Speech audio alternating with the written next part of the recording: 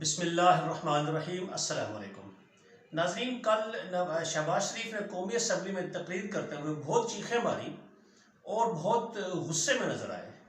اس کی وجوہات کیا ہے اور انہوں نے کون سے بڑے اہم پوائنٹس ریز کیے اپنے تقریر کے دوران،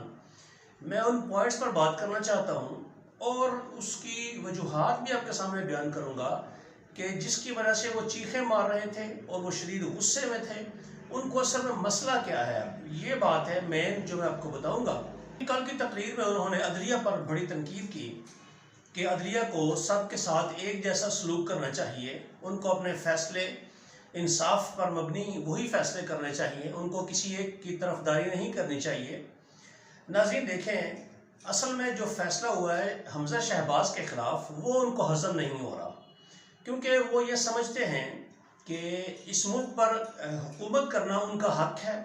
وہ ہوں یا ان کے بچے ہوں، ان کے بیٹے ہوں، ان کی بیٹیاں ہوں، ان کے بھائی ہوں، ان کا باپ ہو، یہ چاہتے ہیں کہ صرف انہی کا حق ہے اس ملک پہ حکمرانی کرنا، باقی عوام تو کیڑے مکوڑوں کی طرح ہیں۔ تو ان کا ایک جو غیر قانونی وزیر اعلیٰ بنا ہوا تھا حمزہ شہباز، جب تک دیکھیں کورٹ نے اس کو 3 مہینے تک اس پنجاب کے اوپر مسلط رکھا اور غیر قانونی طور پر، نہ وہ الیکٹڈ تھا، نہ اس کی صوبائی اسمبلی میں اکثریت تھی، کسی بھی لحاظ سے نہ اس کو نگران کا درجہ دیا گیا، اس کو ایک ٹرسٹی وزیر اعلیٰ کا درجہ دیا گیا، اور یہ سراسر اس کورٹ نے کیا، ان عدالتوں نے کیا، جو کہ بالکل غلط بات تھی۔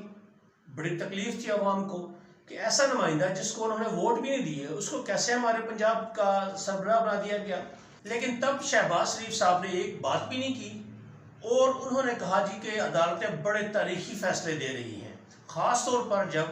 قاسم سوری ڈپٹی اسپیکر، ان کے خلاف جو ان کی رولنگ کے خلاف جو آیا فیصلہ اسی جج نے دیا تھا، یہی 3 ججز تھے اس بینچ میں بھی جنہوں نے قاسم سوری کی رولنگ کو مسترد کیا تھا۔ تب یہ کہہ رہے تھے بڑا تاریخی فیصلہ ہے،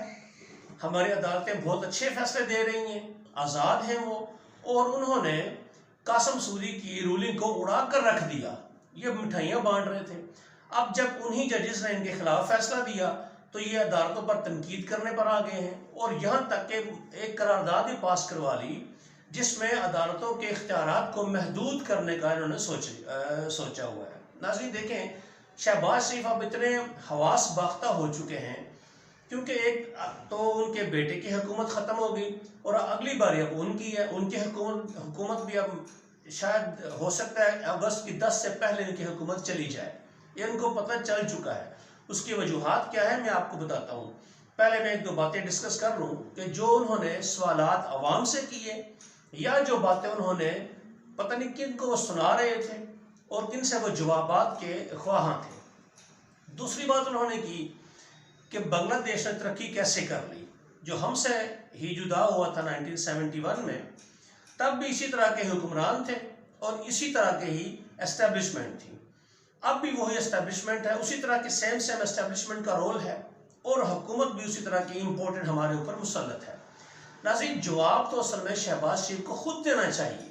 کہ بنگلہ دیش نے کیسے ترقی کی اور پاکستان نے کیوں نہیں ترقی کی۔ ناظرین بات یہ ہے، پاکستان کے اوپر سن 80 کی دہائی کے بعد یہ حکمران رہے ہیں، نون لیگ رہی ہے یا پیپلز پارٹی رہی ہے، دونوں باریاں لیتے رہے ہیں۔ بیچ میں مشرف کا دور آیا تھا تقریباً 10 سال کا، وہ بڑا ترقی یافتہ دور تھا۔ وجہ کچھ بھی ہو سکتی ہے، چاہے باہر سے ڈالر آ رہے تھے، پاکستان امریکہ کی جنگ لڑ رہا تھا، اس میں نقصانات بھی بڑے ہوئے، اکانومی ہماری بوسٹ بھی ہوئی، ہم کو ڈالرز کی صورت میں فائدہ بھی بہت ہوا، لیکن نقصان دوسری طرف بہت ہوا۔ فزیکلی پاکستان بہت ایک اماجگاہ بن گیا تھا دہشت گردوں کی۔ بہرحال وہ 10 سال نکال دیں آپ تو باقی جو بنتے ہیں تقریباً 35 سال، یہ دونوں حکمران ہمارے ملک پر مسلط رہے ہیں۔ جواب تو انہیں دینا چاہیے کیونکہ طاقت ان کے پاس تھی، الٹا وہ ہم سے پوچھ رہے ہیں کہ ملک بنگلہ دیش کیسے ترقی کر گیا اور ہمارا پاکستان ترقی کیوں نہیں کر سکا۔ یہ تو شرم ان کو آنی چاہیے، جواب ان کو خود دینا چاہیے کہ ہماری کارکردگی کیا رہی ہے۔ اور یہ تاریخ آپ چیک کر لیں، تاریخ پڑھ کے دیکھ لیں، 90 کی دہائی سے پہلے یعنی کہ 85 سے پہلے پاکستان بنگلہ دیش، بھارت ان دونوں سے آگے جا رہا تھا، ان دونوں سے زیادہ ترقی کر رہا تھا۔ جب سے یہ لوگ آئے ہیں تب سے پاکستان ہمیشہ نیچے کی طرف گیا ہے، کیونکہ یہ لوگ اوپر کی طرف گئے ہیں۔ ان کی فیملیز، پیپلز پارٹی دیکھ لیں، نون لیگ دیکھ لیں، ان کی فیملیز، ان کے کاروبار، ان کی جائیدادیں یہ دن بدن بڑھتی ہی گئی ہیں۔ یہ ایسے ذہین لوگ ہیں کہ ان کو کاروبار میں نہ تو کبھی لاس ہوا ہے، نہ ہی کبھی جائیدادیں ان کی کم ہوئی ہیں، ہمیشہ ان کو پروفٹ ہی ہوتا ہے، اور پروفٹ بھی کئی گنا ہوتا ہے۔ نارمل کاروبار میں تو چلو پروفٹ ہوتا ہے، نظر آتا ہے انسان کو، ایک مدت لگتی ہے، کسی فیملی کو بہت اوپر آنے میں 30-40 سال لگتے ہیں، لیکن یہ ایسے خوش نصیب لوگ ہیں کہ اور اتنے ذہین لوگ ہیں کہ ان کے کاروبار میں کبھی لاس ہوا ہی نہیں، ان کو ہمیشہ پروفٹ ہی ہوتی ہے۔ پھر ناظرین انہوں نے ذکر کیا کہ یہ کرسی مجھے اس کرسی کے اوپر بٹھایا گیا، یہ حکومت زبردستی میرے گلے میں ڈالی گئی۔ اصل میں ناظرین یہ بات وہ اس لیے کر رہے تھے، ایک تو وہ ناکام ہو چکے ہیں، پہلی بات اکانومی کا برا حال کر دیا انہوں نے، بار بار ذکر کرنے کی ضرورت نہیں ہے، آپ خود دیکھ سکتے ہیں، پیٹرول کی قیمت دیکھ لیں، ڈالر دیکھ لیں کہاں پہنچ گیا ہے، مہنگائی کہاں پہنچ گئی ہے، یہ بہت ساری ویڈیوز میں ذکر کر چکا ہوں۔ اب تو ڈالر جو ہے وہ 240 تک پہنچ چکا ہے، جو کہ انتہائی خطرناک ہے، اور ہم بار بار کہتے ہیں جی پاکستان دیوالیہ ہونے کے قریب ہے، قریب نہیں ناظرین، پاکستان دیوالیہ تقریباً ہو چکا ہے، اور اب یہ ملک بیچنے پر آ گئے ہیں۔ اچھا، تو بات میں یہ کر رہا تھا کہ انہوں نے کہا جی کہ یہ زبردستی میرے گلے میں ڈالی گئی۔ اس بات کا تو خیر اعتراف وہ بھی کر رہا ہے جو ان کے شیخ پورہ سے جو ان کے جاوید لطیف صاحب ہیں، وہ بھی کہہ چکے ہیں جی زبردستی ہمیں ڈرایا گیا تھا، ڈرا کر ہمیں کہا گیا کہ اگر آپ نے عدم اعتماد کی تحریک پیش نہ کی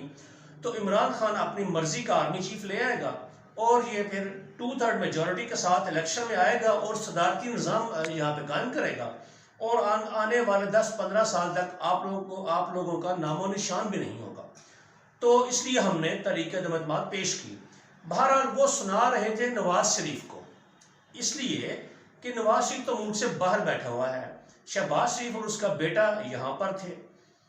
ان دونوں نے ساز باز کی اسٹیبلشمنٹ کے ساتھ، ان کے پاؤں پکڑے، ان کے منتیں ترلے کیے، گاڑی کی پچھلی سیٹ پر لیٹ کر جا کر ان سے چھپ کر ملاقاتیں کرتے رہے، کیونکہ ناظرین نواز شریف نہیں چاہتے تھے کہ حکومت اس وقت لی جائے، وہ اس لیے کہ مہنگائی بہت تھی۔ وہ تو اب پتہ چلا کہ اب جو مہنگائی ہے اس کے مقابلے میں عمران خان کی جو مہنگائی تھی وہ تو نہ ہونے کے برابر تھی، اور اکانومی کتنی بہتر جا رہی تھی، لیکن ایک اوورآل جو امیج بنا ہوا تھا عمران خان صاحب کا حکومت جانے سے پہلے کہ جی بہت مہنگائی کر دی ہے، ڈالر کہاں پہنچ گیا ہے، سب لوگ شور مچا رہے تھے، تو اس وجہ سے نواز شریف نے کہا کہ اب حکومت میں آنے کا کوئی فائدہ نہیں ہے، تو انہوں نے کہا تھا حکومت نہیں چاہیے، لیکن شہباز شریف نے حکومت حاصل کی دوسری پارٹیوں کے ساتھ ملا کے۔ اصل میں تو زرداری تھا سب سے آگے، اسٹیبلشمنٹ نے مہرہ بنایا تھا زرداری کو، زرداری کے ذریعے سے ساری گیم ڈالی انہوں نے، اور آگے لگایا انہوں نے حکومت میں کس کو لے آئے، وہ نون لیگ کو، تاکہ جوتے یہ کھائیں، بدنام یہ ہوں گے، اور فائدہ اسٹیبلشمنٹ اٹھائے گی اور زرداری اٹھائے گا، اور وہ ہو رہا ہے۔ اصل میں ناظرین وہ اپنے بھائی نواز شریف کو سنا رہے تھے کہ یہ حکومت میں نے خود نہیں لی، میرے گلے میں ڈالی گئی ہے، کیونکہ جب سے یہ حکومت آئی ہے تب سے نون لیگ اور شین لیگ کے اختلافات مزید گہرے ہو گئے ہیں۔ وہ اس لیے کہ اس حکومت نے صرف بینیفٹ کس نے حاصل کی ہے، شین لیگ نے، شہباز شریف اور اس کے بیٹے نے، اور ان کے جو ماننے والا جو گروپ تھا اس کو بہت سارے فائدے ملے ہیں، جبکہ نون لیگ میں نواز شریف اور ان کی بیٹی مریم ان کو کچھ نہیں ملا۔ مریم نے کتنی کوشش کی پاسپورٹ لے کر باہر فرار ہونے کی، لیکن نہیں مل سکا اس کو۔ جو ڈالر شریف ہے، جو اسحاق ڈار ہے، وہ واپس آنا چاہ رہا تھا، اس کو واپس نہیں آنے دیا جا رہا ابھی،